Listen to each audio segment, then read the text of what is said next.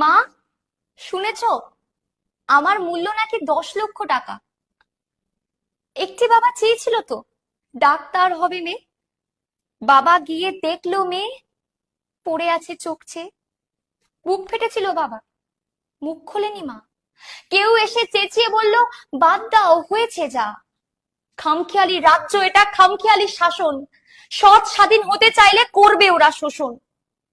মা, শুনেছো? ওই ছিন্ন ভিন্ন দেহটার মূল্য নাকি মাত্র 10 লক্ষ টাকা। এই ঘটনা প্রথম তো নয়, ঘটেছে আগে আরো। গুজরাট, দিল্লি, বিহারের ঘটনার ফলাফল কি তা বলতে পারো? 6 মাসের শিশুর কি দোষ? কি দোষ 60-এর মহিলার? ধর্ষিতা হয়েও ক্ষমতার ফলে পায় না ন্যায্য বিচার।